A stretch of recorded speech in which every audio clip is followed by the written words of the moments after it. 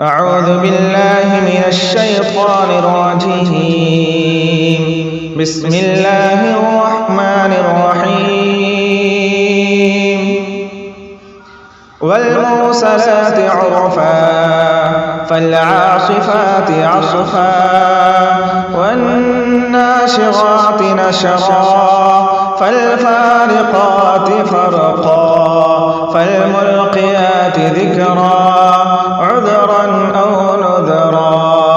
إنما توعدون لواقع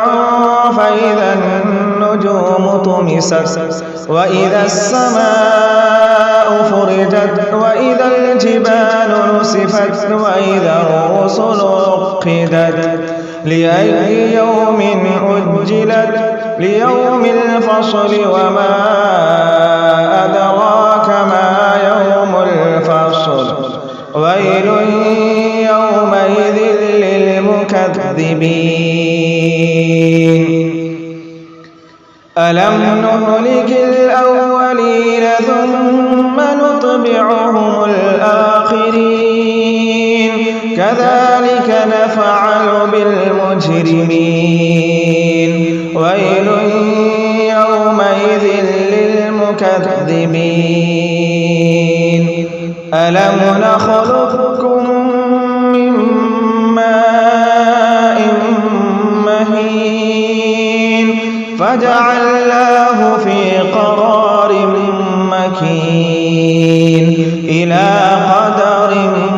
معلوم فقدرنا فنعم القادرون ويل يومئذ للمكذبين ألم نجعل الأرض كفاتا أحياء وأمواتا وجعلنا فيها رواسي شامخات وأسقيناكم ماء فراتا ويل يومئذ للمكذبين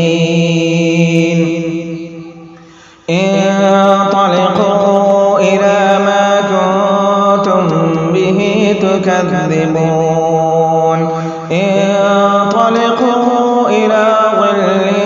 ذي ثلاث شعب لا ظليل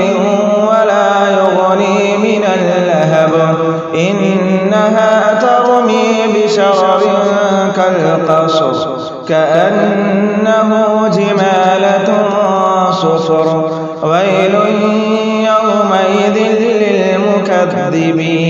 للمكذبين هذا يوم لا ينطقون ولا يؤذن لهم فيعتذرون ويل يومئذ للمكذبين هذا يوم الفصل جمعناكم والأولين فإن كان لكم كيد فكيدون ويل يومئذ للمكذبين إن المتقين في ظلال وعيون وفواكه مما يشتهون كلوا واشربوا هنيئا بما كنتم تعملون إنا كذلك نجزي المحسنين ويل يومئذ للمكذبين كلوا وتمتعوا قليلا إنكم مجرمون ويل يومئذ للمكذبين وإذا قيل لهم اركعوا لا يركعون ويل يومئذ